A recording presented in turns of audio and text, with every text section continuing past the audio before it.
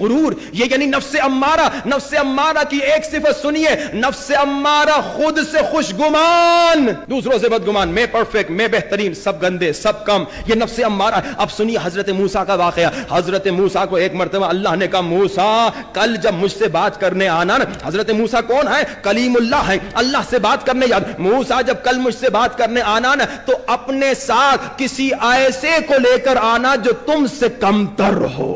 موسیٰ کون؟ کلیم اللہ. موسیٰ کون؟ اللہ کا نبی. موسیٰ کون؟ جو اللہ سے گفتگو کرتا ہے. اب اللہ کہہ رہا ہے کسی ایسے کو لا جو تجھ سے کمتر ہے. بھائی سب موسیٰ سے کمتر تھے, پوری امت موسیٰ کی امتی تھی, پوری امت موسیٰ سے کمتر تھی, سب موسیٰ سے کمتر تھے, مگر حضرت موسیٰ پوری رات سوچ رہے ہیں خدایا میں کسے لے کر آؤں. ہم اور آپ سے اگر کوئی فرشتہ بھی بات کرے, ویسے فرشتہ تو بات نہیں کرتا ہم انسانوں سے, ایک ہی مرتبہ آتا ہے ہماری روح نکالنے کے لیے, لیکن اگر کسی بندے خدا سے کوئٹہ میں فرشتہ بات کرتا ہو اور ایک دن فرشتہ کہے کہ ایک انسان اپنے ساتھ لے کر آؤ جو تم سے کمتر ہو, تو وہ شخص جس سے فرشتہ بات کرتا ہے وہ پورے علمدار روڈ کو ساتھ لے جائے گا. کیوں؟ کیونکہ مجھ سے فرشتہ بات کرتا ہے, دوسروں سے فرشتہ بات نہیں کرتا. موسیٰ کلیم اللہ ہے, اللہ سے بات کرتا ہے, مگر پوری رات اللہ کا نبی سوچ رہا ہے خدایا مجھ سے کمتر.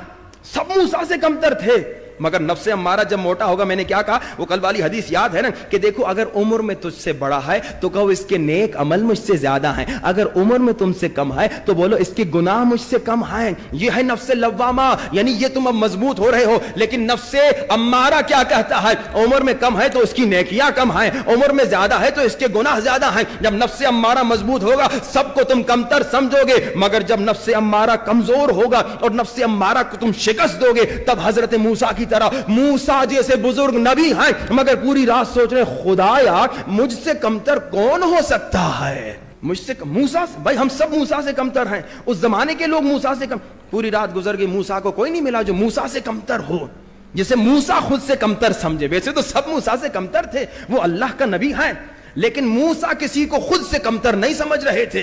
پوری رات گزر گئی, حضرت موسیٰ خالی ہاتھ جا رہے ہیں, توجہات کا طالب ہوں. حضرت موسیٰ اکیلے جا رہے ہیں کوہ طور پہ کہ خدا نے تو کہا تھا کسی ایسے کو اپنے ساتھ لانا جو تم سے کمتر ہو, مگر مجھے کوئی ایسا نظر نہیں آیا جو مجھ سے کمتر ہو. اب جا رہے ہیں کوہ طور پہ, جاتے جاتے حضرت موسیٰ کی نظر ایک حیوان پہ پڑی, ایک کالے کتے پہ پڑی. تو حضرت موسیٰ کے ذہن میں خیال آیا کیا اس کتے کو لے جاؤں, تو وہیں حضرت موسیٰ نے کہا نہیں, کتا بھی مجھ سے کمتر نہیں, کیونکہ اگر یہ کتا ہے تو اسے کتا بنانے والا خدا ہے. توجہ کیجئے. اور ہمارا کیا حال ہے, نفس امارہ کو شکست دینی ہے, اگر یہ کتا ہے تو اسے کتا بنانے والا بھی خدا ہے. حضرت موسیٰ کتے کو بھی لے کر نہیں گئے. ہم اور آپ کم سے کم کتے کو لے کر ہی جاتے ہیں میرے خیال میں. ہاں بھائی, مگر حضرت موسیٰ نے یہ حیوان ہے تو حیوان بنانے والا اسے خدا ہے, میں اسے نہیں لے جاؤں گا. آ گئے حضرت موسیٰ. خدا نے کہا موسیٰ ہم نے تو کہا تھا کسی کو اپنے ساتھ لے کر آؤ جو تم سے کمتر ہو. کہا خدایا میں نے بڑا سوچا, بڑا دیکھا, بڑا تلاش کیا, مگر مجھ سے کمتر کوئی نظر نہیں آیا.